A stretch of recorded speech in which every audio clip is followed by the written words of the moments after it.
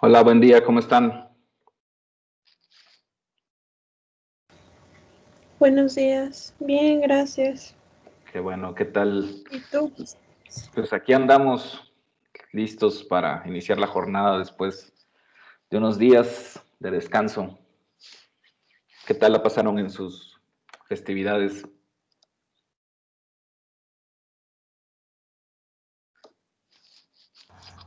Bien, bien, ¿y tú? Pues aquí intentando, intentando ver algunas cosas, algunas películas por ahí. Ok, bueno, pues espero que estén bien todos, que se la hayan pasado eh, a gusto. Y bueno, pues tenemos que continuar. Lamentablemente el tiempo no se detiene, las festividades pasan y uno con ellas y hay que continuar. Sin embargo, hoy está asignada una expositora que todavía no entra. Vamos a esperar unos minutillos en los que, si quieren, podemos ir. Si tienen alguna duda para lo del ejercicio de mañana, pues respondiendo esas dudas, darle de aquí a las 10, 10, y pues no sé si alguien tenga oportunidad de comunicarse con esta compañera para saber si va a entrar, no va a entrar, o qué va a pasar con ella. En, Con ella. en eso ando, Richard, dame un poquito. Gracias. Ok, ¿nadie tiene dudas para lo del ejercicio de mañana y del jueves?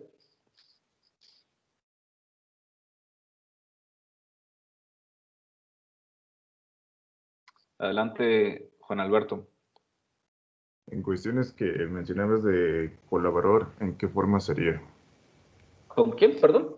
De colaborar, creo que había dicho en qué forma sería de colaborar en lo de mañana y pasado mañana. ¿Colaborar? No, no, no, yo no dije colaborar. ¿O dije colaborar? Creo que leí un mensaje, o justamente que me había mandado alguien más. Yo lo que mencionaba era que pues mañana o sea, tienen su coloquio y deben de estar presentes, pero de colaborar, no, la verdad, no sé si a lo mejor dije algo de lo que no me estoy acordando y pues eso, no sé, no sé si yo no Perdón, estoy. Ah, participación. participación, ok, a ver, por ejemplo, en tu caso, en el de Ana Paola, ¿y quién más ha sido? Bueno, Horacio, pues no expusieron, pues, no estuvieron presentes en su exposición el día que habían ustedes elegido, por la circunstancia que haya sido. Entonces, lo de mañana no será sustituir esa exposición, pero pues bueno, por lo menos tomaríamos un mínimo porcentaje para que no les quedara en ceros esa parte de ese rubro de la calificación. Por eso lo puse así, pues sobre todo los que no expusieron, pues están más obligados a participar, ¿no? Pero no es que se vaya a sustituir la exposición. La exposición, o más que ustedes saben que yo lo que deseo no es tanto una exposición de que vengan a leer las diapositivas, sino a generar y a desarrollar un diálogo con los compañeros. Eso para mí es la actividad.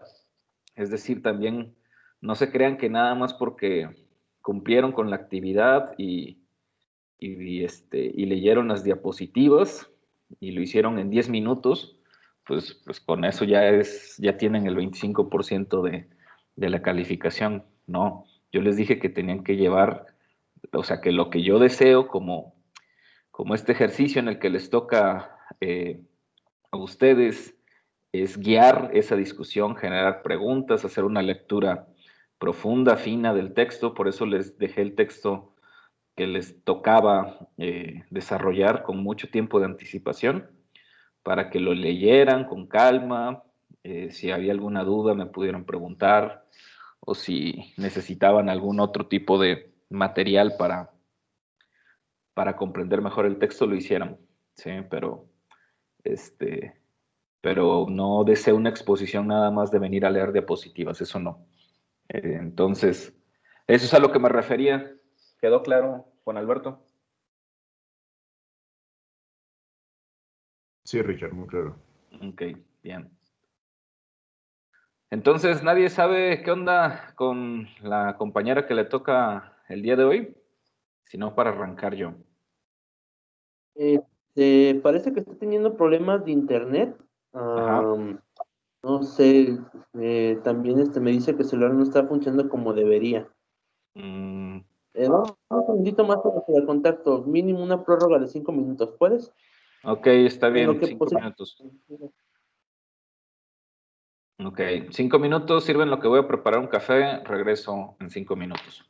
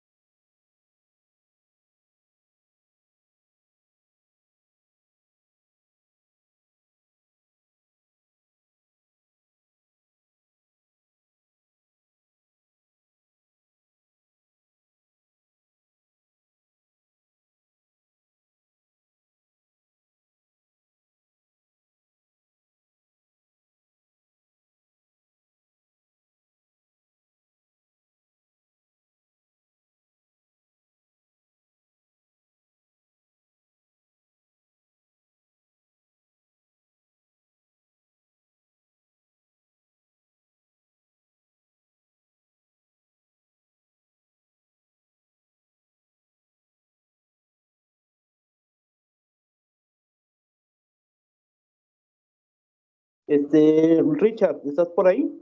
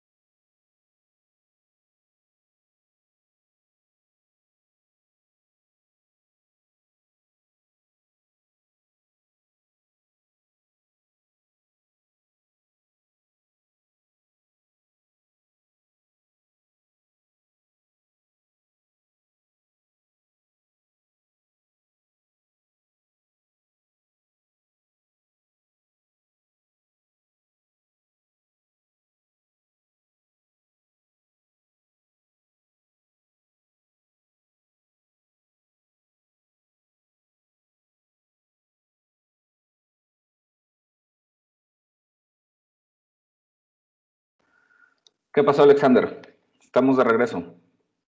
¿Qué resolviste? Ya, disculpa. Nada, al parecer va a seguir con problemas de internet. Ahora sí es un factor externo a ella.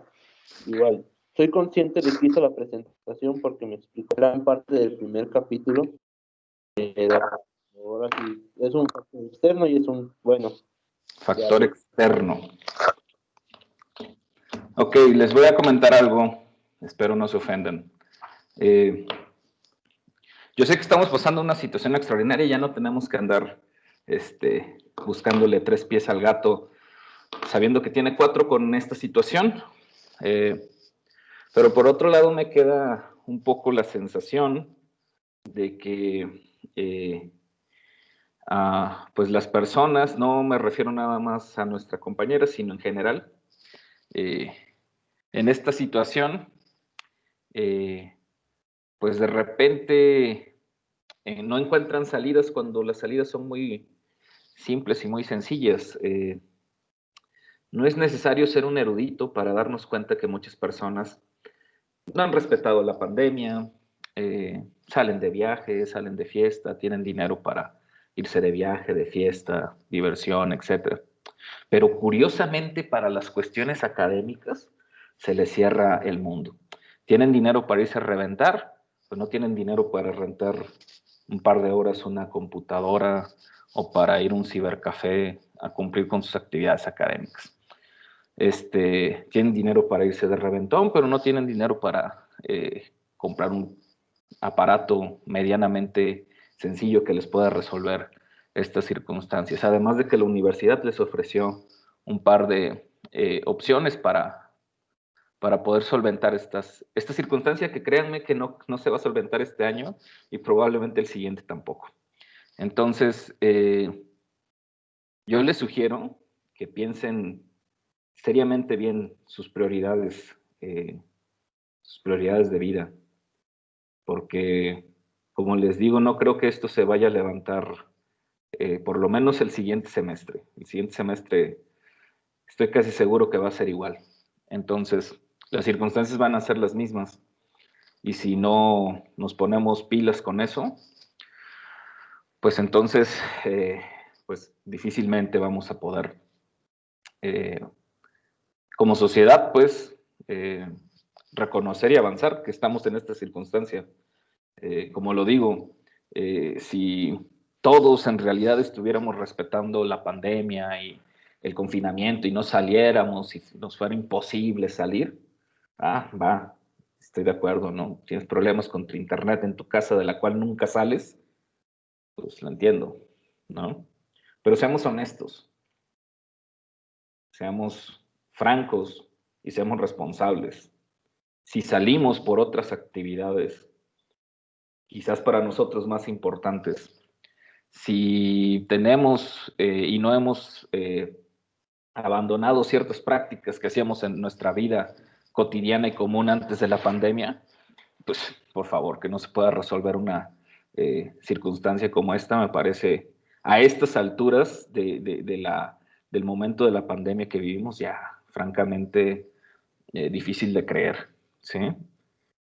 Sí, hasta en los lugares como ahora en Guadalajara, que volvieron a activar supuestamente el botón de emergencia, o sea, la gente está saliendo, pues, o sea, es simplemente de pensarse. Entonces, pues eso no se los digo a todos, no en especial a una persona, se los digo a todos, y pues entonces asuman las consecuencias nada más de sus actos, ¿no? No tengo problema con que no expongan, que no pueden, que el internet, que esto, que aquello, que mi perro se comió la exposición, que tengo miedo, que no sé qué, está bien, ese será su argumento y no lo voy a cuestionar. Nada más asuman las consecuencias de sus actos. Entonces, pues bueno, vamos a trabajar nosotros el texto. El trabajo de Paul Ricoeur, no sé si han escuchado hablar de este autor, alguien lo conocía, lo había escuchado antes. ¿Qué me pueden decir de él? ¿Alguien se interesó? ¿Alguien leyó? ¿Alguien si quiere se interesó en hojear un poco este libro y por lo tanto buscar saber quién es este autor?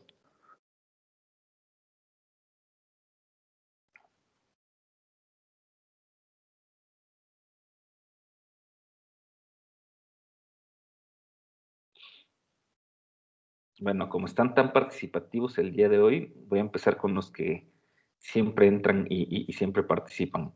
Juan Alberto.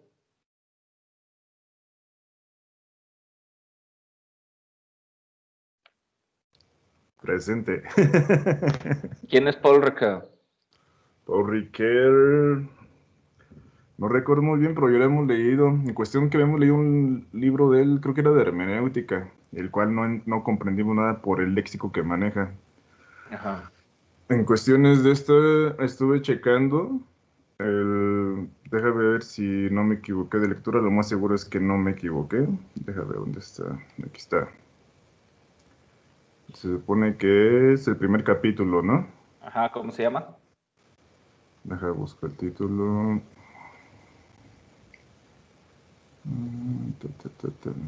Perspectiva.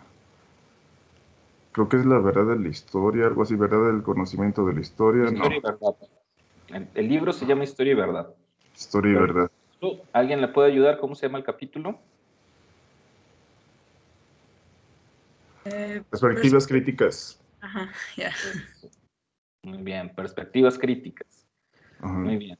Ajá, Lo que objetividad. estoy leyendo en cuestiones de que se maneja acerca de la objetividad y la subjetividad.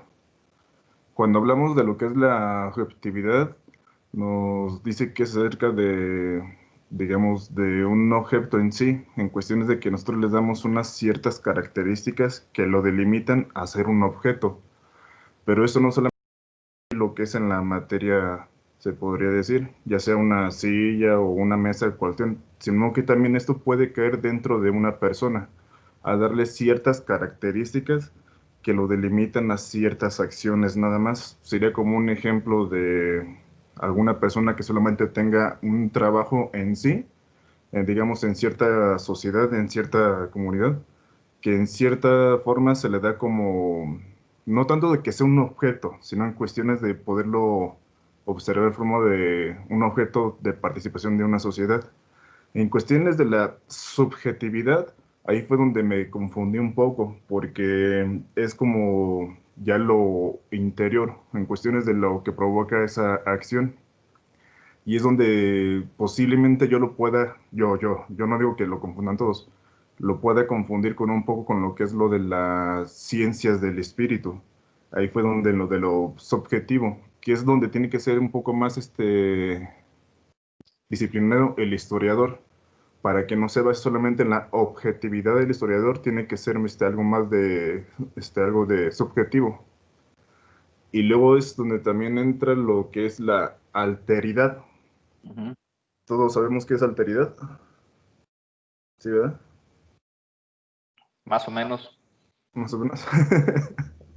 Ya también más o menos. A lo que yo entendí de la alteridad se podría decir como es el conocimiento del otro, para Ujú. que de esa forma, digamos, también podemos a identificar a nosotros mismos. En cuestiones, ¿cómo podría yo identificar a un historiador o a un culturólogo a diferencia de un ingeniero? En este caso tendría que ser como el reconocimiento de ese otro para poder, digamos, encontrar también a mí mismo. Aquello de la alteridad se puede decir que es el mismo yo, pero de la perspectiva del otro. No sé si... Alteridad es un término latín que significa otro, tal Exacto. cual, el otro, ¿sí? Pero el otro es un semejante a mí, ¿sí? Paul Ricoeur tiene una teoría que se llama a sí mismo como otro, es decir, que nos reconocemos a través de los otros, pues. Exacto.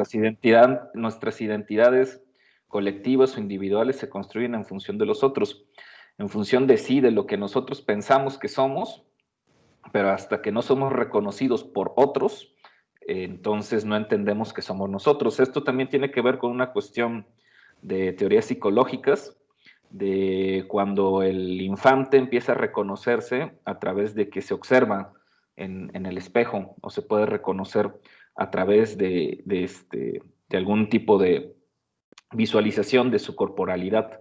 Entonces, hasta que se reconoce en el otro, en la semejanza, pues entonces se entiende que existe, pues. Eso ha sido rebatido recientemente por las neurociencias y otro tipo de disciplinas. Pero digamos, lo interesante en este sentido, que una parte importante, sí, de nuestra identidad, de lo que somos, sí se construye en función de lo que los otros observan de nosotros. Eh, Me suena a Evangelión. No conozco a ese carnal, pero supongo que debe de ser algo que trata esta cuestión de la identidad. Si quieres aportar algo sobre el tema, Jacob, es bienvenido. Entonces, ¿algo más, Juan Alberto? Con el tipo de texto que vi que era de Paul Ricoeur, puedo decir que era filósofo, antropólogo, o no sé si Historiador. tiene un error, la verdad no me puse a buscar su biografía, pero por Sí, el tipo de texto que maneja es muy filosófico, la verdad. es más filósofo, se interesó por la antropología y se interesó por la historia. Que de hecho me parece que este es uno de los libros más sencillos de Paul Ricoeur, ¿eh? O sea, Es lo que del- iba a comentar, a diferencia del es otro que leí, que no, prácticamente no le entendí nada, nada, y este se me hizo como que así será de él o no, así de... sí, O habrá sido de sus inicios de escritura, porque ya después, como un libro, no recuerdo la verdad el título que nos dio Luis Ángel, pero literal, no entendí nada. pues si hablaba de la otredad, seguramente era sí mismo como otro, pero bueno. Este, ok, Jacob se refiere a una serie, perdón, dice Sergio David, Jacob se refiere a una serie de animación famosa por su acercamiento a temas filosóficos, de identidad y de crisis. Ok, no la conozco. Muchas gracias por su aportación. A ver, José Eduardo, anda usted por aquí. Primeras páginas, el capítulo que nos toca, perspectivas críticas, objetividad y subjetividad en la historia. Seguramente cuando leyeron el título de este capítulo, varios de ustedes han de haber dicho, otra vez vamos a regresar con lo mismo de la onda de la objetividad y la subjetividad. Ya habíamos avanzado, ya estábamos en la cuestión de los discursos, ya estábamos más allá de la cuestión de que el historiador, ya estábamos en la cuestión de las narraciones, de los relatos, y otra vez regresamos a esta objetividad y subjetividad. Hay un porqué. Sin embargo, quiero que lo identifiquemos entre todos. José Eduardo, en estas primeras páginas, ¿qué nos plantea este autor? Muchas gracias por tu participación, Juan Alberto. ¿Qué nos plantea José Eduardo Hernández Navarrete? ¿Qué nos dice? ¿A qué nos invita? ¿Qué nos señala? ¿Qué nos sentencia?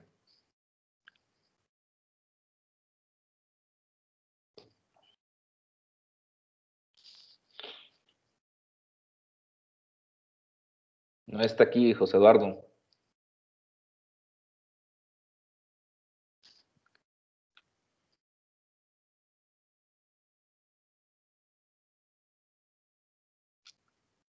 A ver, Saúl.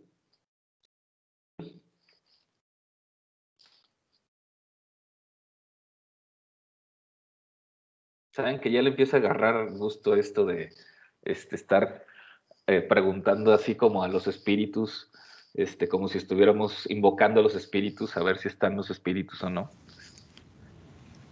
Así como en sesión espiritista. Ándale, sí, le empieza a agarrar el gusto a esto. Chistoso. Pues sobre la lectura, Ajá. me sentía como en clase de Luis, Ujú. con estas lecturas que son difíciles de entender. Ajá.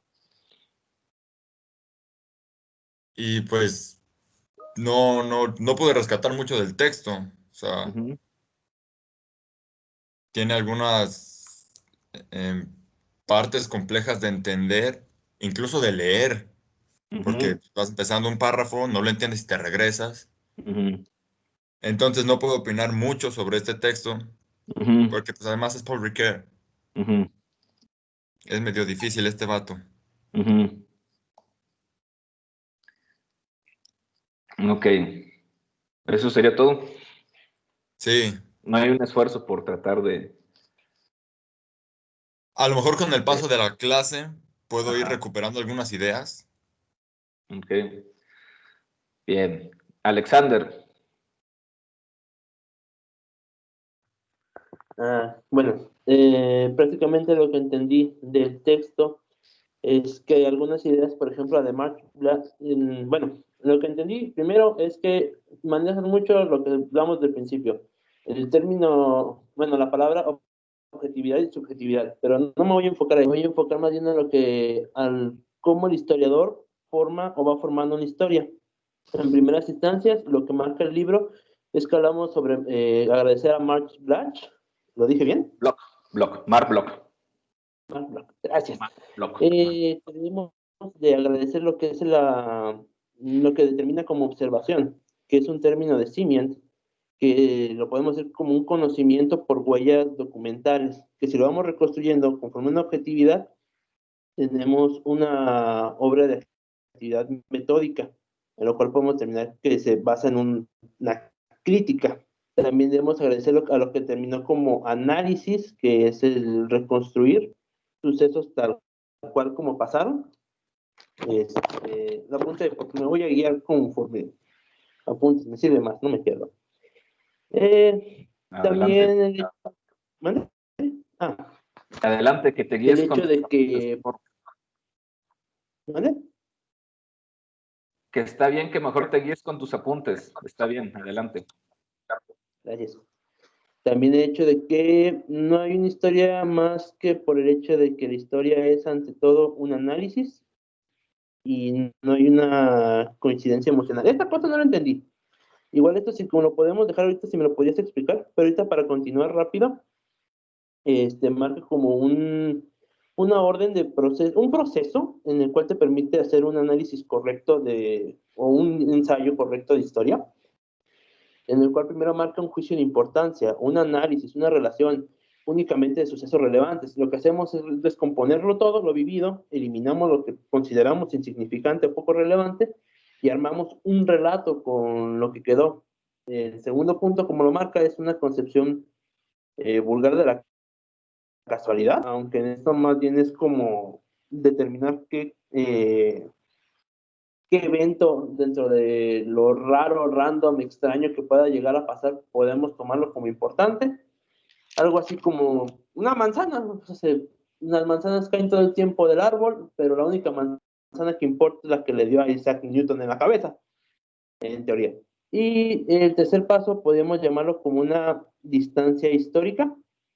Es una síntesis de reconocimiento en el concepto, o sea, es identificar y especificar y saber que hay una distancia temporal o de tiempo entre sucesos. El cuarto es el que es un poquito más extraño de comprender porque es la comprensión y explicación del hombre, entender por qué los sucesos o las acciones que hicieron La humanidad en sí, a lo largo de la historia, las hicieron. Entender desde el micro hasta el macro su comportamiento y sus acciones. Y ya, sería todo. Y nada más, si me podrías explicar más lleno de la síntesis histórica, de que no hay síntesis histórica más que por el hecho de que la historia es ante todo un análisis y no una coincidencia emocional. Eso no lo entendí. Y sería Bien. todo. Sí, como no, podemos empezar por esto final que se une a la otra idea que no te había quedado clara, que prácticamente pues, te aventaste ya todo el libro. Si recordamos y si estamos en texto en las primeras páginas, en la primera página, Porter habla de la influencia de Kant, ¿no? Y nos dice el problema que plantea, o él explica que el problema que plantea aquí en este capítulo es un problema metodológico.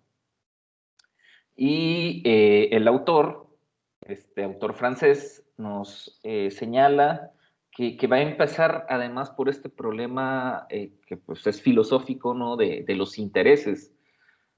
Señala la influencia de Kant, pero lo que quiero llevarlo es a un punto en el, digamos, en este límite de la razón, en el que él nos dice, esos límites de la razón o esas antinomías de la razón, son uno, el de la causalidad necesaria y de la causalidad libre.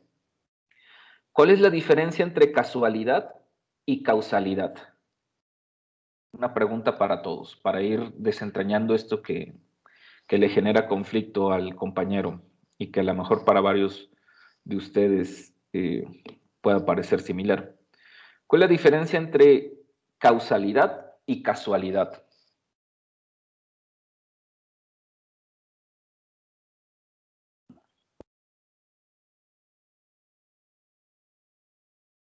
Adelante, Abigail. Que la causalidad es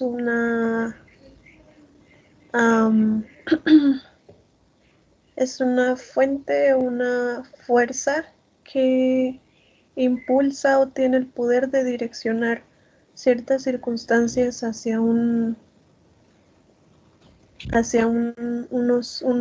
hechos o unos fenómenos. Y para Paul Ricoeur, pues es esta relación, es este nexo entre espacio-tiempo y los fenómenos que están ocurriendo en él y que van a terminar decantando en unos hechos causales que los impulsaron precisamente por esto.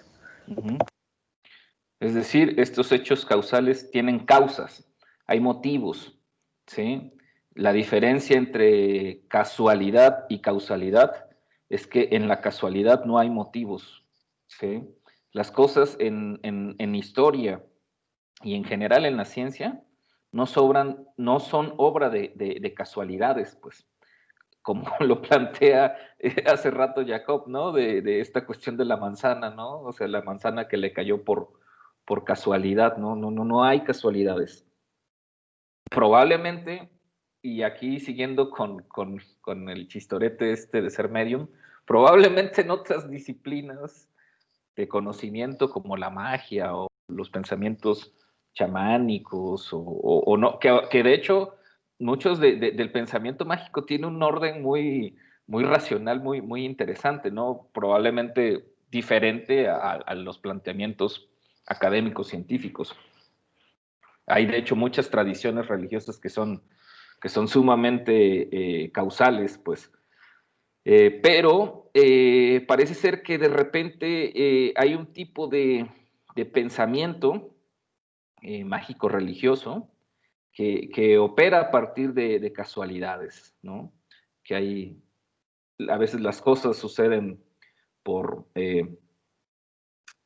por casualidades de la vida, te vuelves millonario por casualidad, por un golpe de suerte,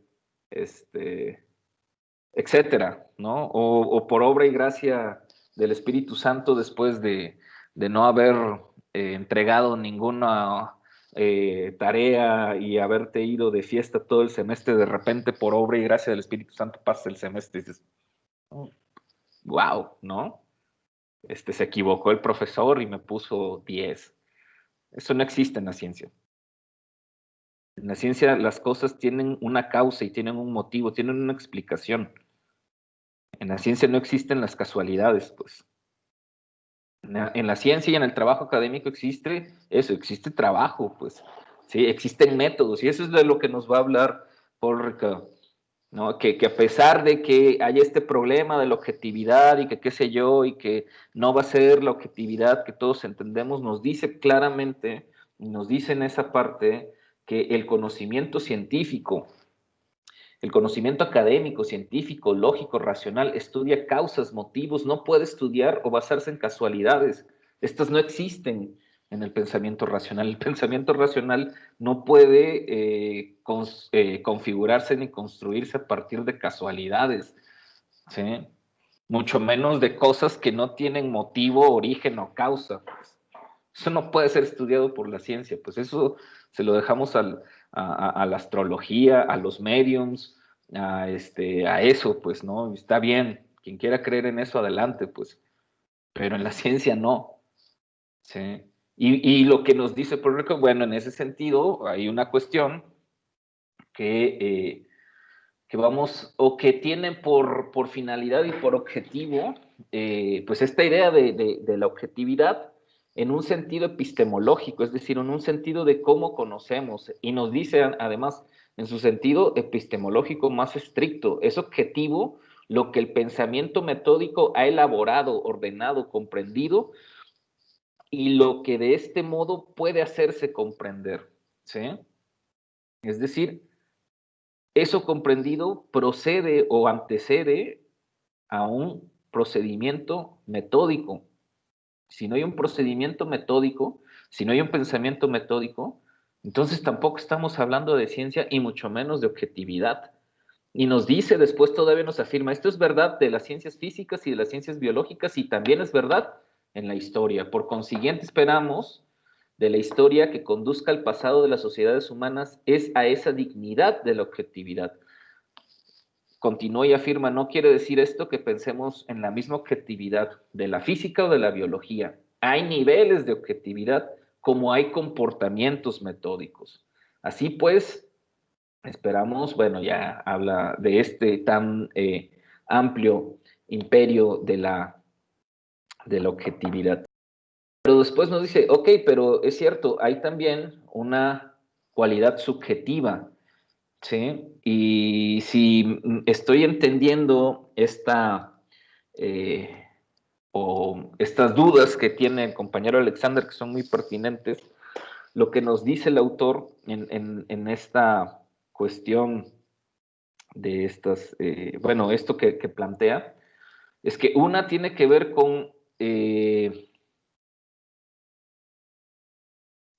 que no hay o no existen, digámoslo así, estas, para reafirmar esta idea, estas casualidades subjetivas, pues. Es decir, y con esto a lo mejor abona para lo de sus formaciones académicas y para lo de su elección, que de hecho tiene que ver con un tema más adelante que va a tratar la elección del tema. Los motivos por los cuales nosotros identificamos o trabajamos los temas tampoco son obra de casualidades, pues. Es decir, la subjetividad tampoco es obra de casualidad, ¿sí?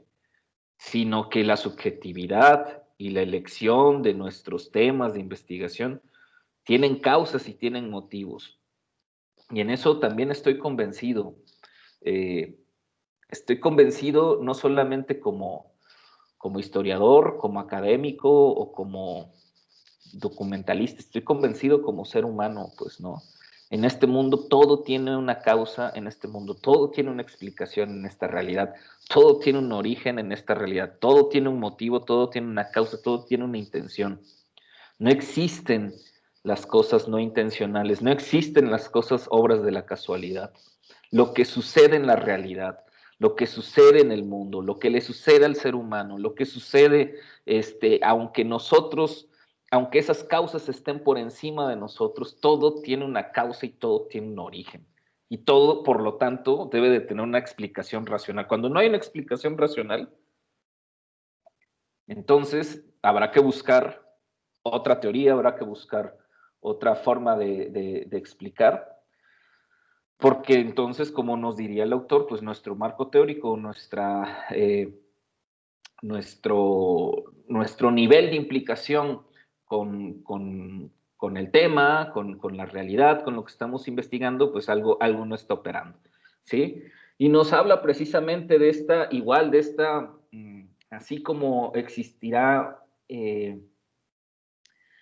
esta idea de la casualidad necesaria y la casualidad libre, también nos hablará de una cierta subjetividad implicada, ¿sí? Implicada por una objetividad esperada. Es decir, no podemos disociar la idea de objetividad de subjetividad. Siempre van a estar presentes.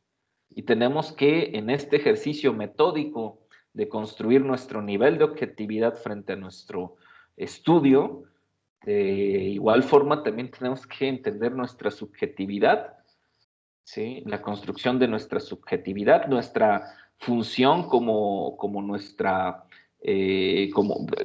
nuestra función como historiadores o como multiculturólogos o como científicos sociales, pues está obviamente también anclada en esa subjetividad.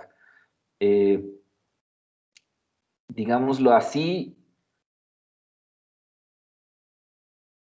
la construcción de ambas esferas no está dada simplemente por las circunstancias. Estudio una ciencia y ya implícitamente soy objetivo. Leo una teoría y aplico la teoría y ya explícitamente hago un estudio objetivo. O reconozco mi humanidad y mi sensibilidad e implícitamente ya va mi subjetividad o está presente. No, esto se trabaja y esto es metódico, ¿sí? Es decir, lo que está proponiendo el autor es una visión digamos, bastante constructivista del conocimiento, de la objetividad y de la subjetividad y por lo tanto del conocimiento. El conocimiento no está dado por sí o no está dado per se por sí mismo. El conocimiento se construye, ¿sí? Y hay causas que motivan esa construcción, pues, ¿sí?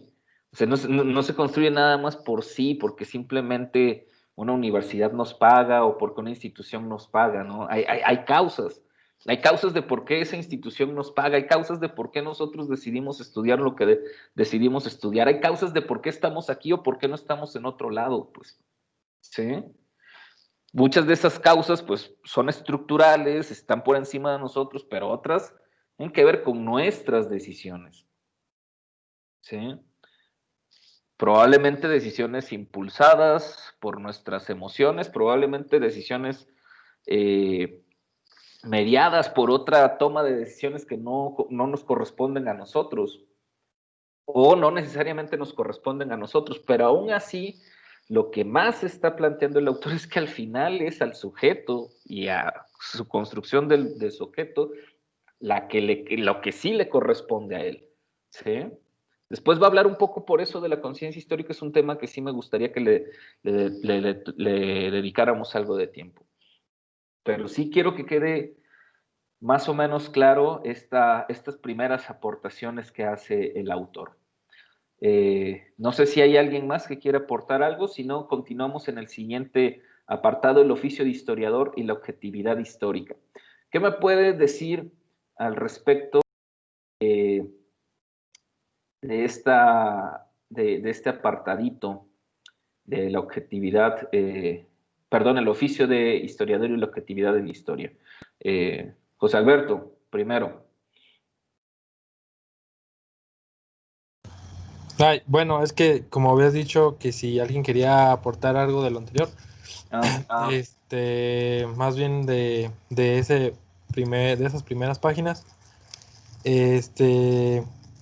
Bueno, tal vez sea un poco redundante porque pues ya entre líneas tú ya lo mencionaste, pero pues me pareció muy interesante que me mencione que la historia en sí es objetiva y que el historiador es quien se tiene que formar en una subjetividad, pero no una subjetividad pues cualquiera, sino una subjetividad sobre esa objetividad que proporciona la historia. Pero pues en sí, la objetividad de la historia está dada pues por la subjetividad de las personas que escribieron esa historia. O sea, las personas que registraron, que hicieron registros, bueno, en lecturas pasadas ya hemos visto todos ese tipo de herramientas o de formas de poder salvaguardar la historia, y pues son estas mismas que en la forma en la que se escriben van a proporcionar cierta información, pero sí está dada por una subjetividad de las personas que están pues, pues haciendo ese registro o haciendo esa narración. Entonces, tal vez suene un poco complicado y en un principio no lo terminaba de comprender porque, bueno, más que nada, esto de que el historiador tiene que ser subjetivo, pero ante una objetividad, me parecía un poco complicado, pero ya después, cuando continué leyendo, me quedó bastante claro. Y bueno, era todo lo que quería comentar. Muy bien, muchas gracias, Beto. Gracias por tu aportación.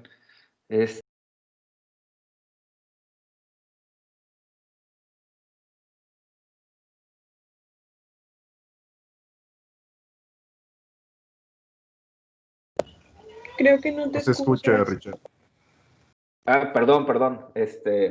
Pasemos, dije primero, gracias, Beto, por tu aportación. Pasemos ahora al apartado del oficio de historiador y la objetividad en historia. ¿De qué trata este apartado? Está levantando la mano Yaritza. Adelante, porfa. Sí, gracias. Yo quisiera retomar, bueno, aquí en la lectura explícitamente dice, retomando las palabras de Simian, que llamaba la historia un conocimiento por huellas. Es la parte de la que quisiera hablar un poco, ya que me parece uno muy pertinente por el momento en el que estamos, pues, en este semestre, que nos menciona esto que llama conocimiento por huellas.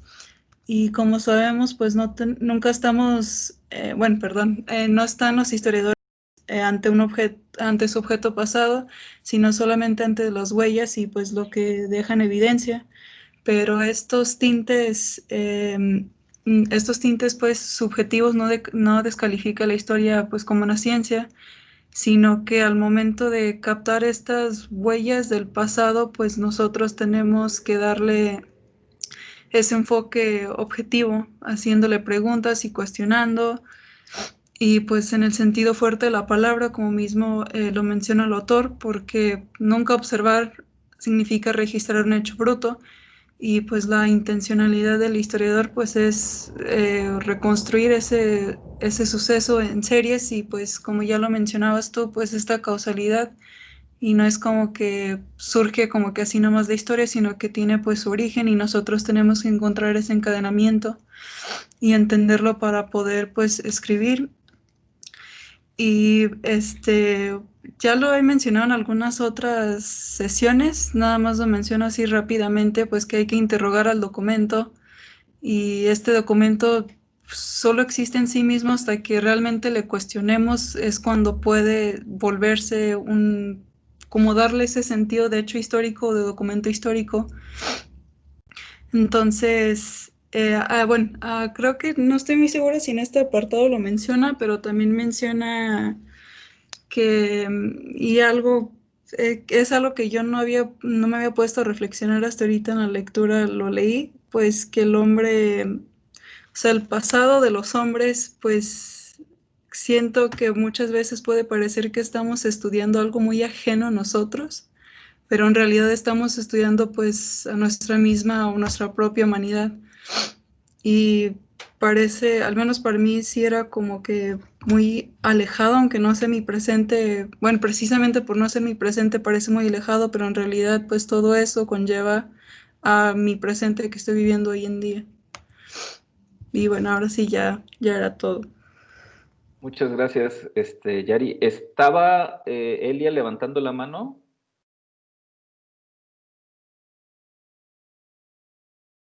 Elia, ¿estás por aquí? Hace rato vi que estabas levantando la mano.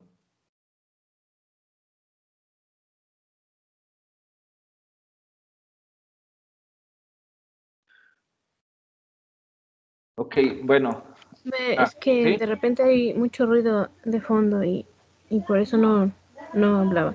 Bueno, lo que quería comentar sobre este apartado de la lectura fue que me pareció muy similar a lo que vimos en el oficio del historiador de Mark Bloch, excepto que acá ya Riquelme nos lo explica de una manera muy detallada, y en muchos puntos que quería también comentar fueron muchos que dijo mi compañera Yari, así que pues ese sería el dato. Ok, gracias. Sí, este apartado, gracias Elia, no sé si se cortó tu micrófono, ¿quieres aportar algo más? ¿Vas a creer que no se cortó? ¿No? Ok, bien. Sí, este apartado me parece que es un apartado metodológico, como lo mencionaba hace rato también Yari. Pues bueno, se nos vuelve a hacer hincapié esta idea de cuestionar el documento, que el documento por sí solo no nos aporta la información, sino hasta que lo interrogamos. Esto para que nunca, o sea, no dejen de pensar en su proyecto final, de que necesitan estos documentos para escribir este trabajo final, pues necesitan tener evidencia, necesitan tener esta documentación, si no tenemos esta documentación, o sea, sí, hay otras estrategias, herramientas, entrevistas, observación, pero aún así cuando todas estas fuentes, ya sean entrevistas, películas, programas de radio, fotografías, las que sean, si no las interrogamos, nos dice, ya no solamente es esta búsqueda de sentido de la historia, sino ya no podemos generar hipótesis, que es, digamos, otra aportación de este autor. Por otro lado, nos dice, ok, esto es lo que hace a la historia como hecho científico y por lo tanto la misma historia, esto es lo que la hace ser objetivo, es decir, es una actividad metódica. Como decía hace rato Alberto, claro, hay la relación objetividad-subjetividad en toda disciplina científica siempre va a estar presente. Tratamos de estudiar fenómenos del pasado, hechos, relatos, narración, lo que ustedes quieran, ¿sí? Hay una subjetividad presente del historiador, del multiculturólogo, en una toma de decisión de por qué estudiar o qué lo motiva a estudiar, qué implicaciones existen para la elección de un tema de investigación. Creo que ya se los había dicho, en mi opinión hay dos nada más. O hay algo que nos gusta tanto de un hecho, muy pasado, reciente, no importa, pero hay algo que nos gusta tanto, que nos motiva a estudiarlo. O dos, hay algo que nos desagrada de la vida, pues. ¿sí? No creo que existan más decisiones de por qué uno toma la aventura de aventarse a una empresa académica, de una investigación. Obviamente, cuando uno trabaja y hay líneas en las empresas o en las universidades, pues te dan línea de lo que le interesa a las instituciones investigar, porque pues hay planes de trabajo, etcétera. Pero cuando uno como estudiante, como joven estudiante, por eso yo los invitaría a que disfruten esta etapa de su vida académica, cuando uno tiene libertad de elección de escoger el tema o los temas de interés, háganlo en estas dos coordenadas, pues, ¿no? O sea, o hay algo en realidad que me apasiona tanto, que quiero conocer, que me gusta, pero hay cosas que desconozco, el arte, la música, el teatro, el cine, la vestimenta, la moda, qué sé yo. O hay algo que me desagrada de la realidad, la violencia, el narcotráfico, la pedofilia, no lo sé, pues, sí, pero solamente eso para mí, a mí, ¿no? Y lo digo porque así también me lo hicieron ver mis profesores, mis maestros, los que me dieron clases de teoría y de metodología. Si no hay algo realmente que nos motive, ¿no? Que nos mueva las tripas, las entrañas, las emociones, a que nos interesemos por estudiar, pues entonces difícilmente será complicado y a veces uno escoge nada más unos temas nada más por cumplir, por pasar una materia y empiezan los problemas, pues porque no nos convence, porque no nos agrada, porque no nos gusta, porque nos aburre, porque nos interesa investigar sobre eso. Entonces ya estamos en un camino errado del conocimiento. Por eso, desde el principio de este semestre les dije algo que les guste, que les atraiga, que realmente les interese, pues, porque los procesos de investigación son así, son complejos, son complicados, no son caminos sencillos. Los complejos de construcción de una tesis, de un proyecto de investigación de largo aliento que busca responder a fenómenos complejos, no se hacen en 2 días, no se escriben en una noche, ¿sí? Son procesos de trabajo, de sistematización. Por eso nos dice una gran, digamos, una gran lección para ustedes, ¿no? La objetividad es obra de una actividad metódica.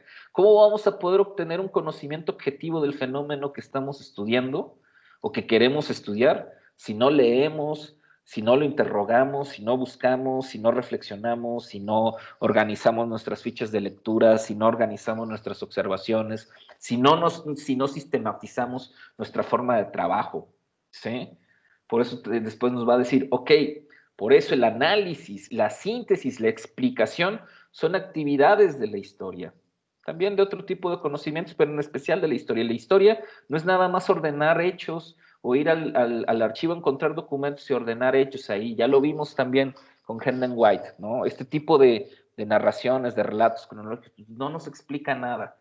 Encontrar datitos ahí llamativos y exponerlos de manera ordenada, pues eso no es análisis, eso no es síntesis, eso no explica nada, pues, ¿no?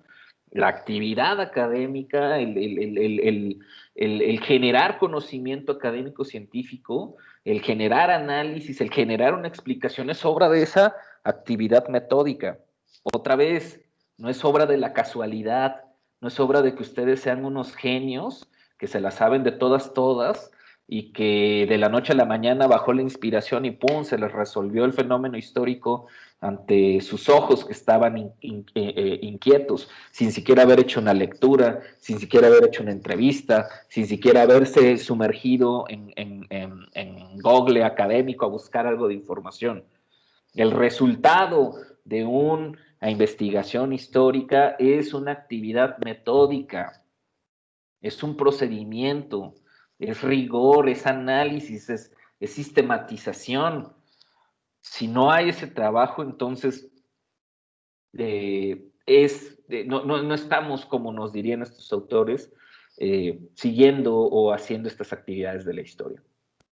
Pero además, como también nos mencionaba hace rato la compañera Yari, hay este ejercicio, en esta propuesta de Paul Ricoeur, los fenómenos humanos se ordenan o se encadenan a fenómenos semejantes. Es decir, y aquí también para que piensen sus proyectos, todo lo que ustedes han elegido, que parecería ser único, que parecería, o que para algunos nos parecen temas que nada más suceden y que nada más nosotros hemos identificado, o temas que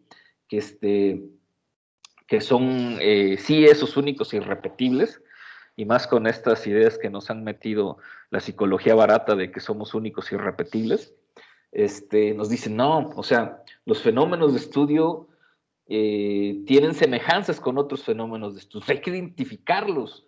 En pocas palabras, hay que hacer una inspección, un estado de la cuestión de estos fenómenos de estudio. Es muy curioso, siempre es muy curioso cómo los estudiantes cuando llegamos a la elección de nuestros temas de investigación, lo primero que decimos, lo digo de manera general, me subo al carro, no hay información de mi tema de investigación. De lo que yo quiero investigar no hay nada. Así de, primer error metodológico. Claro que siempre hay algo que se ha investigado, claro que siempre te antecede algo, pues, ¿no? O sea, no somos únicos y irrepetibles en un...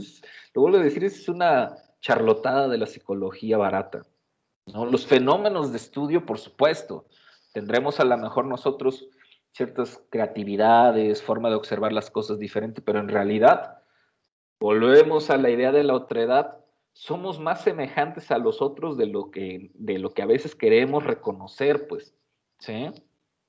Y nuestros fenómenos de estudio, pues comparten similitudes, comparten semejanzas con otros fenómenos de estudios, no solamente por temática, ¿sí? La violencia, los feminicidios, el infanticidio, qué sé yo, sino por disciplina, es decir, ese mismo fenómeno puede haber sido, a ver, perdón, dice, no hay algo específico, pero puede que sea indirecto y servible para lo que buscamos. Así es, Alexander. Puede ser que uno esté, como pasa sobre todo en las disciplinas muy cerradas, que esté nada más queriendo observar no sé, una festividad desde el ámbito histórico y probablemente haya estudios desde la sociología o haya estudios desde la antropología que nos ayudan a explorar y explicar mejor este fenómeno. Por eso, el nacimiento de disciplinas como las que ustedes estudian, ¿no? Es decir, no, ustedes tienen un enfoque multidisciplinario, es decir, no se cierran a estudiar un fenómeno solamente desde un enfoque disciplinario. No son como a mí me pasó en histórica, muchas veces muchos maestros nos decían, cuando proponíamos temas, te decían, eso que tú estás planteando, eso es de sociología, tú abócate a estudiar la historia, pues. Y que de hecho el mismo Paul Ricoeur lo va a criticar y lo criticaba también Herman White, ¿no? Y ya hemos hablado de la dichosa interdisciplina y transdisciplinaridad de hoy en día, afortunadamente, pero aún así todavía hay historiadores recalcitrantes que dicen, no, es que eso ya es de la economía, o eso es hacer antropología, o eso es hacer sociología.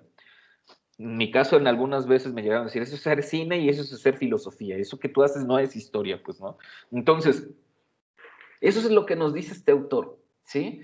Pero además, y esto es otra estrategia metodológica, por eso también muy bien identificado este apartado, Yaritza, nos dice establecer relaciones, comprender conjuntos, los vínculos orgánicos que existen dentro de estas causas analíticas, establecer además oposiciones para comprender y explicar, ¿sí?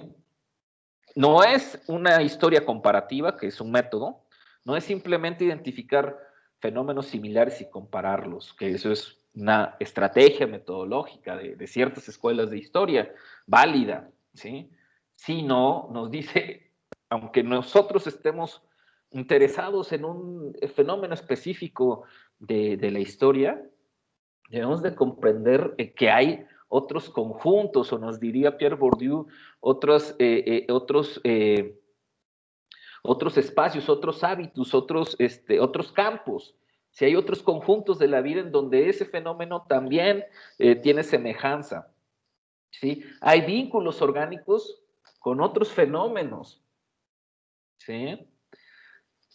Establecen oposición con otros fenómenos, nuestro fenómeno establece oposición con otros fenómenos. Entonces, cuando estudiamos nuestro fenómeno en este conjunto, pues entonces identificaremos, ¿sí? Y comprenderemos esta relación Por otro lado, y me parece que también esta es una invitación súper pertinente y por eso este autor francés es uno de los pensadores, por no llamarlo ni historiador ni filósofo, ¿no? Uno de los pensadores que yo considero son de los que hay que leer, de los grandes autores que hay que leer, de los, por lo menos del siglo pasado, de los 10, 15 autores clave del siglo pasado, que en lo personal, dentro de mi marco teórico interpretativo de la realidad, es un referente importante, es esta idea de que la historia es una búsqueda, ¿sí? La historia es una búsqueda en un sentido o en el sentido de que busca generar conciencia histórica. Y aquí sí quiero, digamos, que disertemos, que logremos un poco generar una serie de disertaciones a partir del concepto búsqueda, ¿sí? ¿Qué es una búsqueda? ¿Qué buscamos los seres humanos? ¿Qué buscan ustedes? ¿Qué buscan estando aquí? ¿Qué buscan en la Universidad de la Ciénega? ¿Qué buscan estando en estudios multiculturales? ¿Qué buscan en la vida? A ver los que no han participado.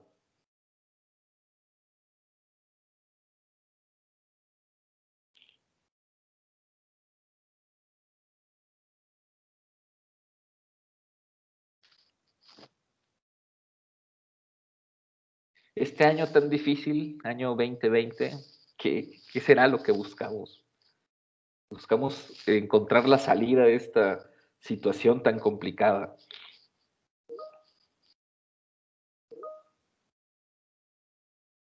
Sobrevivir, muy bien, Maximiliano. Jacob dice que no busca nada. Está bien, qué nihilista, carnal.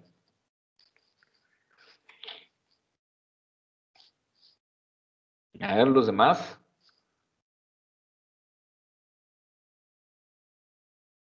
Luis Fernando, Ana Isis, Ana Paola, Helia. Que los zombies no nos coman mientras tratamos de salvar el semestre. Eso no va a suceder porque eso es una fantasía, compañero. Estamos hablando de cosas concretas y reales. Ubíquese en dónde están.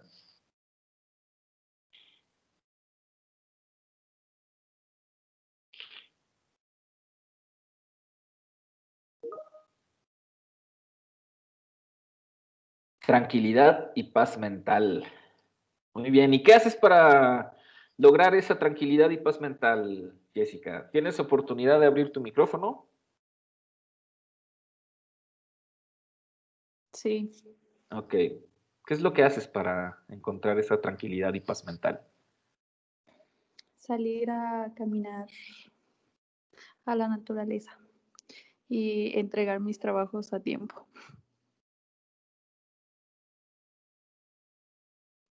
¿Trabajos a tiempo te trae paz mental? Sí. Si no los entregas a tiempo, no hay paz mental. No, me siento mal conmigo misma. ¿Y no te daría más paz mental aventar tus trabajos así por la ventana No. Ok, está bien. Dice Anaísis, estabilidad emocional y cumplir objetivos concretos. Muy bien. ¿Cómo buscamos o cómo busca esta estabilidad emocional y cómo buscas cumplir estos objetivos concretos? Tienes oportunidad de abrir tu micrófono y después creo que había levantado la mano Alexander.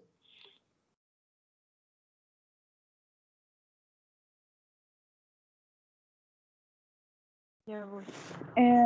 A ver, estabilidad emocional.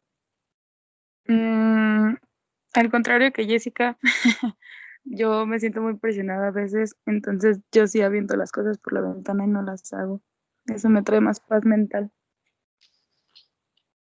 Pero luego se va porque tengo que cumplir objetivos y no lo puedo hacer porque no lo hago.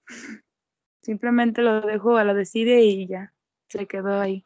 Porque aventaste los trabajos por la ventana y entonces quiero entender que cumplir estos objetivos están relacionados con lo académico, porque si no, pues no te generaría conflicto, ¿no?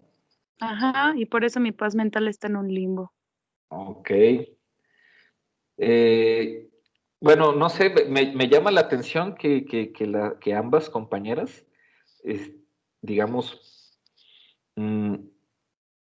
pongan esta idea de la tranquilidad y la paz mental o lo relacionen con lo académico, ¿no? Yo esperaría a lo mejor otro tipo de interés por la paz mental, pero bueno, por eso somos cada quien, por eso somos libres de opinar. Pues cada quien tiene sus objetivos y sus intereses. Muchas gracias, Anaísis. Alexander, ¿ibas a decir algo?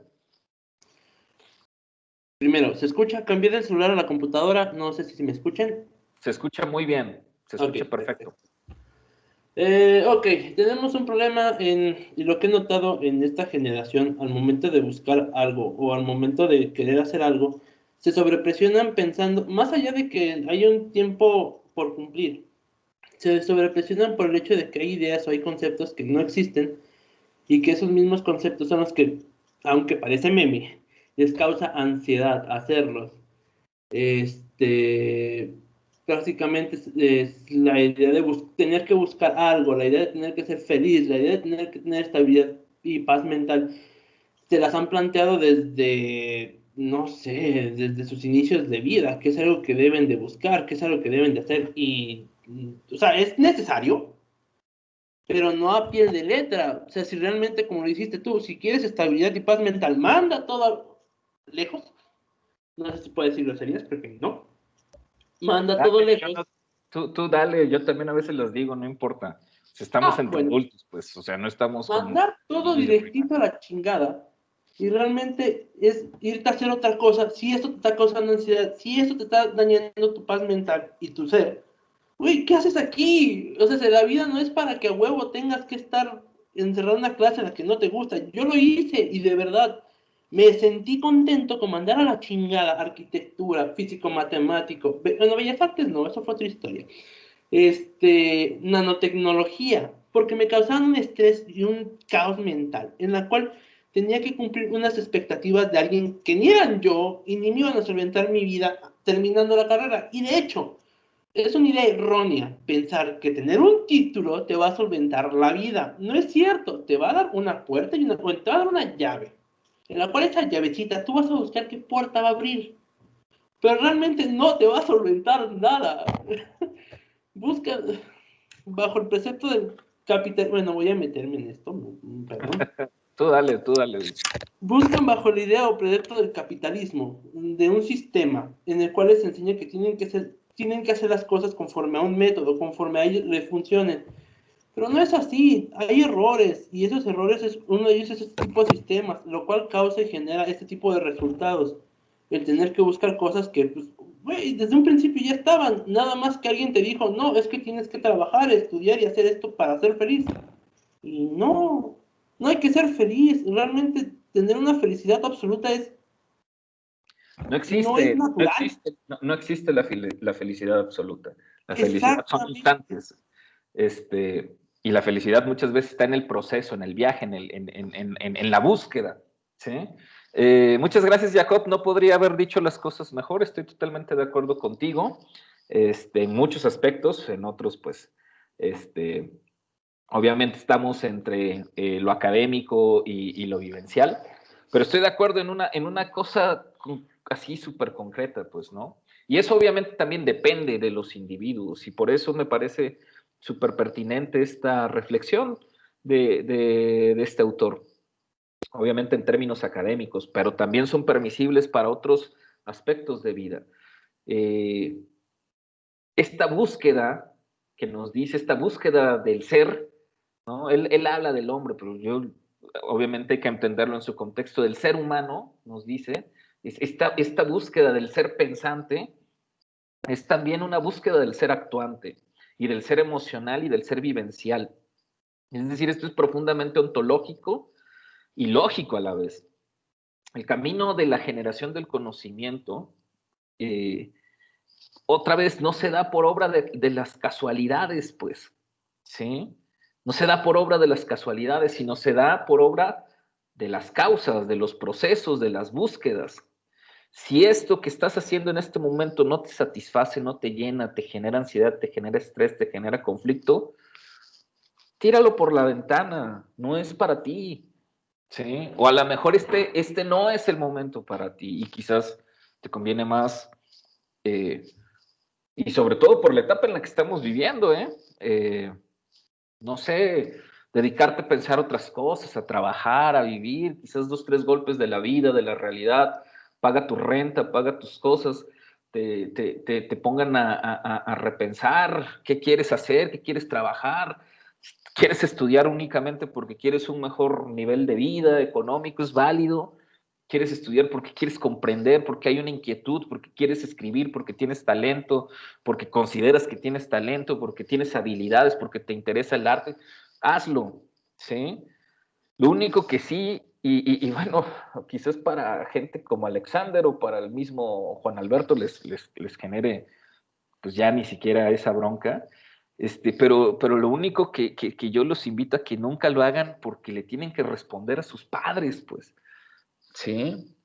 O sea, no hay que estar aquí porque, ay, es que es la escuela, y porque es que tengo que ir a clase, y porque es que si no mi papá me regaña, o sea, no, este tipo de, yo lo sé que estamos en ese proceso de búsqueda, yo lo pasé, somos jóvenes, sobre todo los que estamos en esta etapa, 18, 19, 20 años, 21 años, cuando estamos preguntándonos mil cosas, ¿no? ¿Qué queremos hacer? Yo quiero estar en otro lado, yo quiero disfrutar la vida, yo quiero vivir, yo quiero sentir, yo quiero experimentar, yo quiero viajar, qué sé yo, y de repente tienes que estar atado a la escuela o cumplir. Si no te satisface eso, ábrete de ahí, ¿no? Experimenta y a lo mejor después regresas mucho más claro de qué es lo que quieres, pues, ¿sí? Y te dedicas a eso. O hay algunos a los que, pues por las circunstancias de la vida, lo tienen mucho más claro desde el principio y adelante.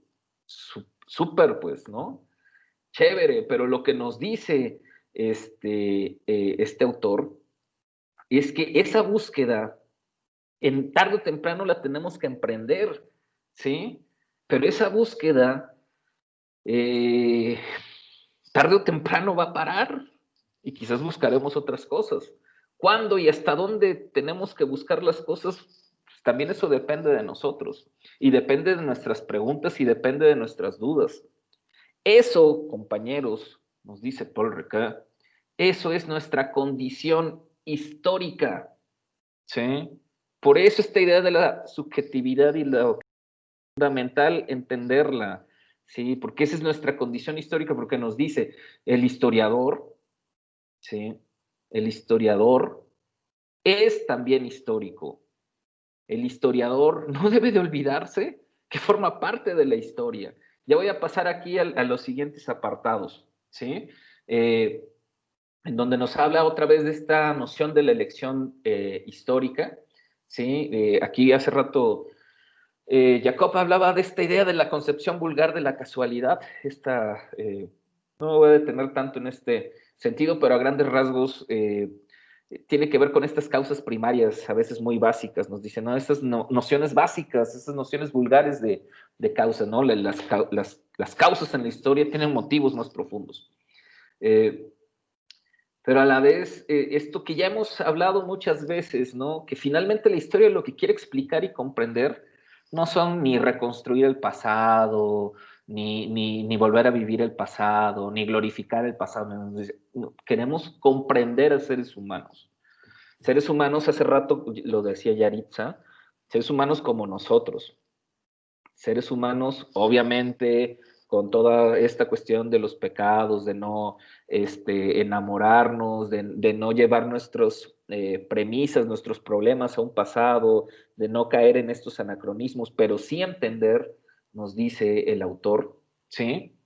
Que esos seres humanos históricos tenían ciertos conocimientos, tenían ciertas costumbres, él nos dice, tenían cierta fe, ¿no?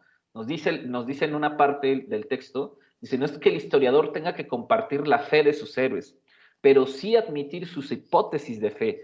No se refiere a fe en términos religiosos, sino a sus creencias, sus costumbres, sus formas de comprender la vida. Un ejemplo es Menocchio y lo que hace Ginsburg con Menocchio. No quiere decir, cuando Ginsburg estudia Menocchio, que crea que en lo que Menocchio estaba pensando, pero sí entiende las cualidades de Menocchio, entiende por qué Menocchio pensaba eso, entiende el contexto de Menocchio y entonces lo puede comprender por ese sentido humano, ¿sí? Porque entonces la construcción de esa objetividad histórica, esta objetividad que queremos construir, también está correlacionada a manera de correlato con nuestra subjetividad de historiador, porque lo vuelvo a decir, porque somos seres históricos, porque el historiador es parte también de la historia. Por eso debe de tener este acto de conciencia, y por eso una de las cosas que más me interesa en esta materia, uno de mis objetivos, que uno no los plantea así en los programas, porque pues los programas deben de cumplir ciertas finalidades académicas y hay que darle esa formalidad para que las instituciones los validen, y el objetivo es que el estudiante comprenda, ¿no?, la historia, no sé qué, los métodos, pues eso está bien, pero uno de mis objetivos como interesado en estos debates es que logremos, es que por lo menos nos quede claro que necesitamos, que es fundamental tomar conciencia de quiénes somos, tal cual como lo decía Carlos Marx. El ser humano necesita tomar conciencia de clase, saber que forma parte de una clase, saber que forma parte de una estructura y saber que al formar parte de esa estructura es una parte fundamental de esa sociedad. Nosotros, me parece que estudiar historia, me parece que estudiar la cultura de nuestros antepasados o cualquier fenómeno del pasado, me parece que estudiar antropología o me parece que hacer cine y hacer documental sobre todo, es también un acto de generación de conciencia de sí y de conciencia histórica, ¿sí? De una toma de conciencia, de una toma de postura, sí, de quién soy, de a dónde voy, todas estas preguntas de filosofía básica, pero, digamos, en pos de una idea de que esa conciencia del yo, pues evidentemente va a estar basada en experiencias. No puedo tomar yo conciencia de quién soy si no experimento la vida. No puedo tomar conciencia de quién soy si no reflexiono sobre ese punto, ¿sí? No puedo tomar conciencia histórica de quién soy si no me genero preguntas sobre el pasado, si no me genero estas inquietudes, ¿sí? Y esas inquietudes sobre los demás. Y a la vez, entonces, cuando generemos esa conciencia, que bueno, los que han estado conmigo saben que por eso me gusta el concepto crisis, generar una conciencia y estar en esa búsqueda de esa conciencia histórica, evidentemente parte de una crisis. Quien no haya tenido una crisis existencial, una serie de dudas, quien no haya entrado en un momento crítico a hacer una crítica de su existencia, de su vida, del camino, de lo que lleva, entonces tampoco es como llegar a una conciencia per se, nada más, así porque sí. Y sin embargo nos dice Paul Ricoeur, citando de nuevo a Marc Bloch, comprender no es juzgar, es decir, generar esta conciencia no implica juzgarnos, no implica juzgar nuestros actos pasados, no implica juzgarnos para sentirnos mal o para lastimarnos, ¿no? Generar una conciencia de sí, una conciencia histórica, implica comprendernos. Nuestra búsqueda no es una búsqueda para juzgar o para juzgarnos. Nuestra búsqueda es una búsqueda de que tenga un horizonte de comprensión. Y por lo tanto, y por eso ya avanzando en los capítulos, y es lo que nos va a decir el autor, que luego, por esta cualidad filosófica de la historia, ciertos historiadores rechazan esta propuesta. Nos dice, la historia tiene un sentido más allá de simplemente estudiar los hechos del pasado o los hechos objetivos, ¿no? La historia es una búsqueda sobre mí que pasa por esta historia de la conciencia, ¿sí? O sea, el sentido del yo, el sentido de esta estructura del yo, del sí mismo, ¿no? De soy yo, ¿sí?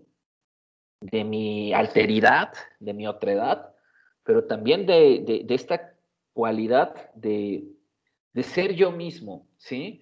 Y por eso nos dice el autor que esta experimentación del sí mismo o del mí mismo es lo que nos hace entender que somos, claro, seres humanos, que hay una naturaleza humana, ¿sí? Que somos seres naturales, claro, también no somos mentales, psicológicos, etcétera, pero todo eso implica nuestra naturaleza humana. El sentir, el soñar, el pensar, el imaginar, el odiar, el dudar, el entrar en ansiedad, el tener miedo, ¿sí? El tener dudas, el rebelarse ante lo que no estamos de acuerdo, el sufrir, ¿sí? Eso no es ajeno al ser humano, esa es nuestra naturalidad, pues. Y hay muchas personas que le temen a vivir eso, pues que le temen a sufrir, que le temen a amar, que le temen a odiar, que le temen a sentir. Maldita sea, eso es vivir, pues, ¿sí? Esa es nuestra humanidad. Ahora, hay otros discursos que lo han construido, que han construido tabús alrededor de eso. Es un problema importante, ¿sí? Las religiones, las sociedades, las culturas han construido formas de explicación, muchas veces basadas en tabús, sobre estas condiciones humanas, naturales, ¿sí? La sexualidad, por favor.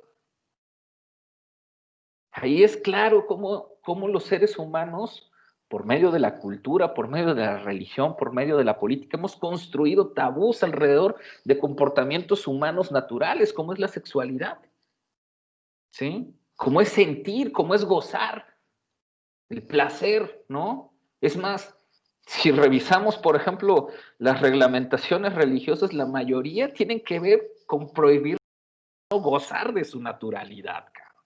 Y eso es a lo que se refiere Paul Ricoeur, de esa búsqueda, de ese sentido, de ese sentido de la historia, de ese sentido de generar conciencia, de ser conscientes de que somos seres humanos, que es parte de nuestra naturaleza. Ojo, no está hablando en un sentido biologista del término natural, sino de un sentido lógico de nuestra naturaleza humana. ¿Sí? Los seres humanos, nuestra humanidad, parte de esa naturaleza humana, de nuestra animalidad, de nuestra bestialidad, de nuestra belleza, de nuestro interior, ¿sí? Eso es lo que nos hace tomar conciencia de quiénes somos. Por eso el sentido de la historia es el sentido de la conciencia de sí mismo. El sentido de la conciencia, el sentido de hacer historia es el sentido de generar una conciencia histórica, ¿sí? Y por lo tanto, por eso también en este principio del cogito ergo sum, por lo tanto también es dudar de sí mismo, dudar de lo que nos han hecho, hace rato decía Jacob, ¿no? Dudar de lo que nos han hecho creer que nosotros tenemos que ser. Es que como naciste mujer, tú te tienes que casar, no sé qué sea, pero ¿por qué, güey? ¿Sí? Es que si tú eres hijo de abogados, tú tienes que estudiar derecho, sí, pero ¿por qué, güey? ¿No? Es que como tú naciste pobre, entonces tú tienes que ser trabajador. como, ¿por qué, cabrón? ¿No? O sea, ¿por qué tengo que condicionar mis aspiraciones, mi vida a una cuestión de un destino que yo no he elegido, pues? ¿Sí? Es decir, entonces también tenemos que pasar por ese sentido de esta duda de sí mismo, ¿sí? Duda de nosotros para generar esa conciencia. No podemos lograr una conciencia histórica si no pasamos por una crisis de nuestra conciencia histórica. Los conocimientos, la producción de conocimiento no puede generarse si no hay primero una condición de crisis. Tenemos que necesariamente atravesar esa condición de crisis, problematizar esa condición de crisis. Eso es lo que ustedes también deben de buscar en estos ejercicios que ustedes han elegido como temas de trabajo, de historia cultural. ¿Sí? Porque si no, pues simplemente van, como nos diría por ahí Hemingway, pues a relatar un acontecimiento. Está súper bien, pues, ¿no? Ya es un ejercicio interesante. Claro que no es solamente una crisis existencial, son varias, carnal. Y a veces nunca se acaban. Es una condición de la existencia humana. Es más, tan es una condición de la existencia humana que estamos en una crisis humana, ¿no? En este proceso, en una crisis que nos impone una situación médica, biológica, y como seres humanos estamos buscando alternativas para salir de esa crisis humana. O sea, el concepto, no le teman al concepto crisis. El concepto crisis tiene que pasar, es necesario, pues, ¿sí? Es fundamental. Si no, no avanzamos, pues. Sin la idea de crisis social o crisis existencial o crisis en las ciencias sociales, no hay producción del conocimiento. No existe. No se produce conocimiento si no se entra a criticar y a producir y a criticar más bien esa realidad, pues, ¿no? Si no, nada más repetimos lo que ya estaba hecho, entonces no lo criticamos, no entra en crisis, no entra en problematización, necesitamos problematizarlo. Para ir finalizando, me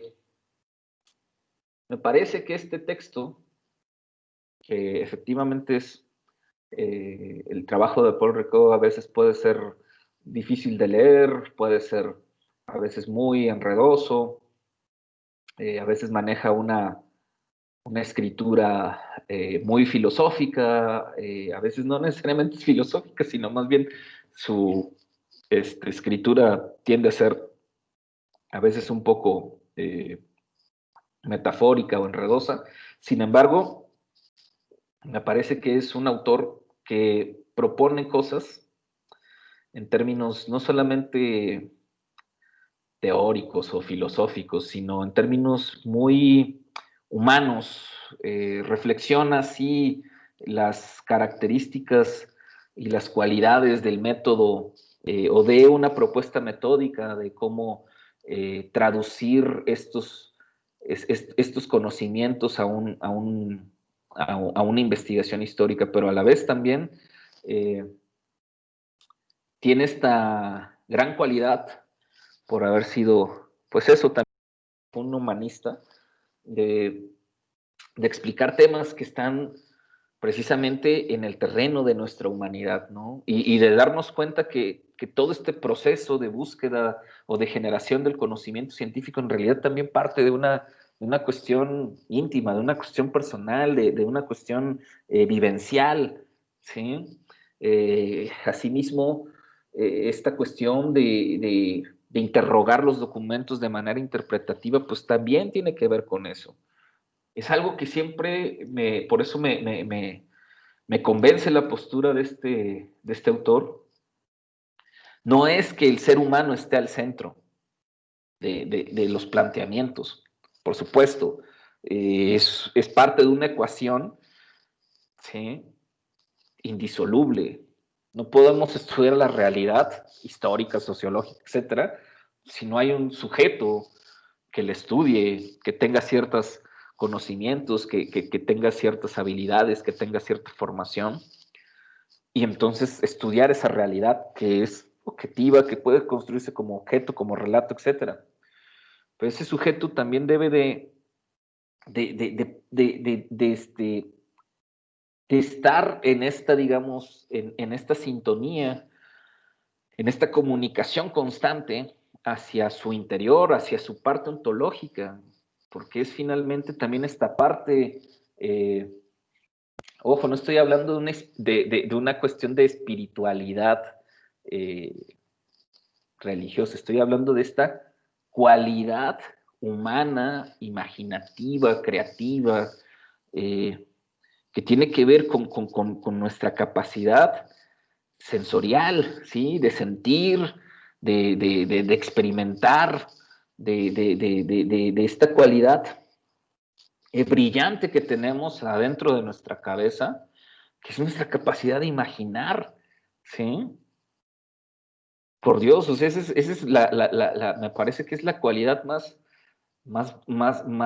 hermosa que tenemos como seres humanos, pues, ¿no? Esta capacidad de imaginarnos, de repensarnos, de visualizarnos, de sentir, de experimentar, ¿sí? Como no quiero volver a repetir ese choro de hace rato, de todas estas cualidades de la vida, ¿no? Todas, pues. Obviamente mientras tenemos este proceso de vida, ¿verdad? Mientras estamos aquí en vida, pues, ¿no? ¿Por qué? Pues porque cuando partimos de este mundo, pues ya esa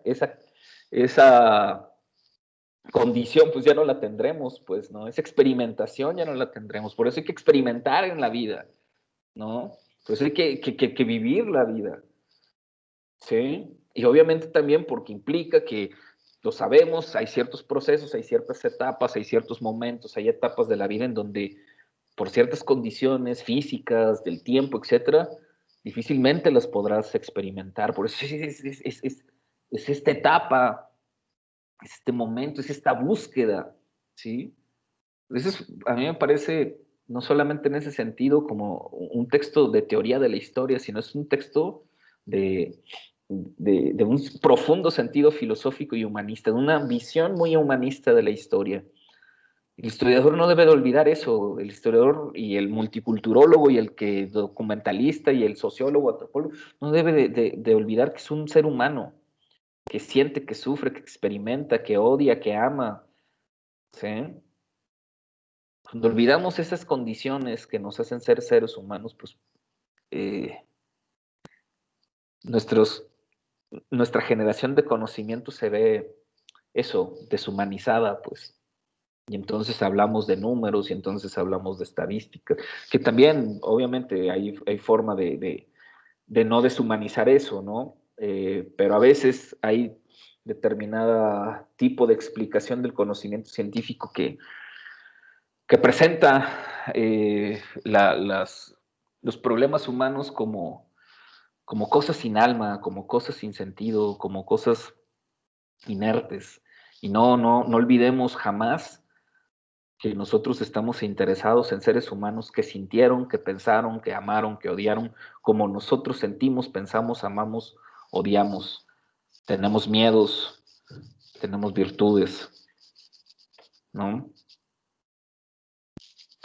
Esa es nuestra condición histórica, esa es nuestra condición humana, esa es nuestra condición de sí mismo, pues. Y eso es una de las cosas a las que más le rescato a este autor, pues. Esa idea de la intersubjetividad, pues.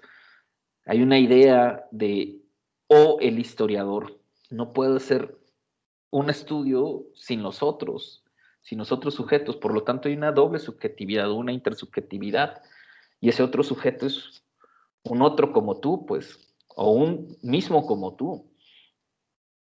Hace rato decía Jacob algo muy importante, y con esto quiero cerrar mi participación, y pues si hay oportunidad de escuchar a alguno de ustedes, adelante. Hablaba, si no mal recuerdo, Alexander, de alguna de estos apartados en los que él le hacía reflexionar esta idea de comprenderse a sí mismo.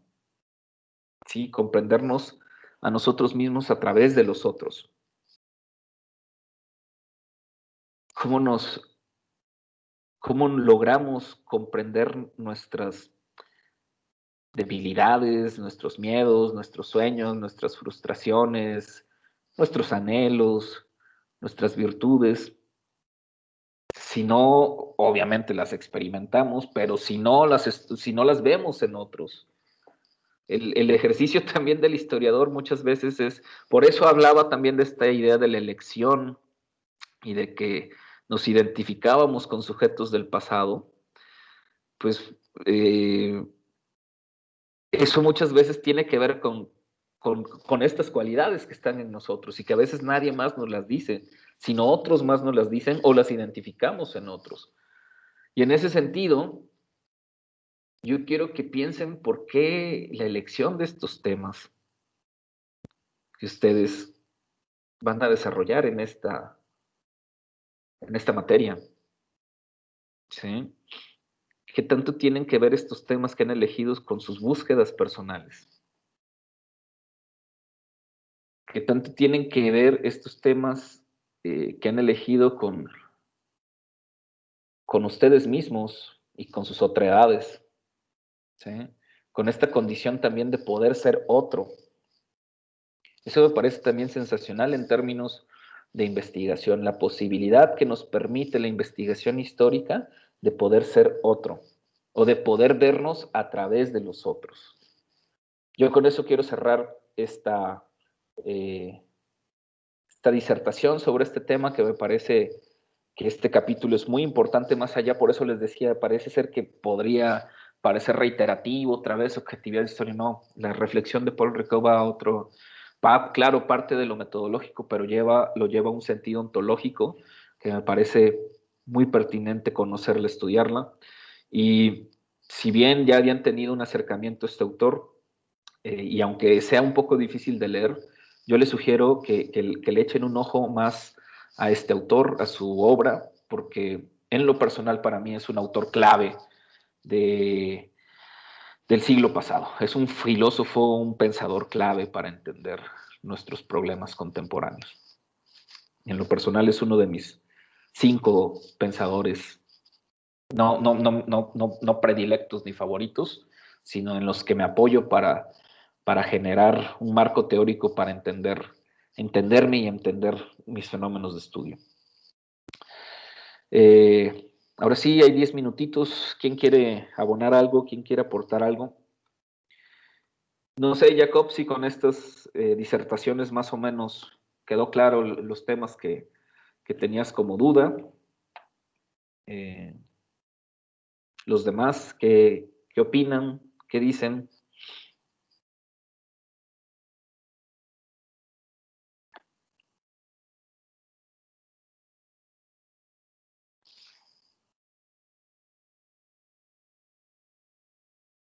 ¿Nada más? Ok, pues si ya no hubiera alguna duda, alguna pregunta, pues nos lo podemos dejar aquí y nos vemos mañana a las 2 de la tarde para iniciar con nuestro seminario. Ya les hice llegar a todos el rol y pues entonces mañana nos vemos acá, ¿vale? Antes de que se me olvide, creo que les había dicho, nada más para reiterarles, que igual esta lectura, para no cargarles la mano, el reporte de esta semana, pues en realidad no harían reporte, sino simplemente el avance que van a presentar mañana me lo envían como reporte y con eso es más que suficiente. ¿Alguien iba a decir algo? Yo que mañana solo son, o sea, como nos dividiste, ¿verdad? Sí, nada más por cuestiones de que la compañera Anaísis trabaja, o sea, por orden de lista le tocaría mañana, pero pues se le dificulta por esta circunstancia y por eso a ella la cambié al jueves, pero de ahí en fuera es básicamente el orden de la lista. Bueno, está bien. Gracias. ¿Sale? De nada, nos vemos entonces mañana. Cuídense. Adelante, Abigail. Sí, perdón, no recuerdo si nos comentaste o no, pero ¿hay que hacer una presentación o algo? Es libre. Si quieren hacer un PowerPoint, es bienvenido. Si nada más quieren leer el documento, si lo quieren explicar, o sea, la presentación es libre. Si quieren leer ok. tal cual el documento, lo pueden leer, simplemente. Si quieren hacer una presentación PowerPoint, lo pueden hacer. O si quieren explicarlo brevemente, lo pueden hacer. De preferencia, sí me gustaría que mañana, como es un poco ejercicio, un poco coloquio, que sí traten de poner su cámara para poder por lo menos ese rato estar pues viendo, observando al interlocutor, pero si se les dificulta por cuestiones técnicas, también no pasa nada, ¿sí? Pero eso es, el formato es un tanto cuanto libre. Cada quien decide cómo lo presenta. ¿Estamos? Nada más son 8 minutos más o menos como máximo, y ya ahí yo les generaría un par de preguntas que ustedes pueden anotar, de preferencia obviamente anótenlas, para que al final de la participación de todos pues traten de responder brevemente a estas preguntas. Los demás compañeros también obviamente pueden generar sus preguntas, pero de preferencia que sea hasta el final. ¿Estamos? Ok, gracias. De nada, Abigail. ¿Alguien más tiene dudas sobre lo de mañana? Todo bien ya. Todo bien. Órale, pues. Bueno, pues que tengan buena tarde. Nos vemos mañana. Cuídense. Que estén bien. Gracias. Ánimo, Buena igual. tarde. Adiós. Hasta mañana. Hasta mañana. Sale. Bye.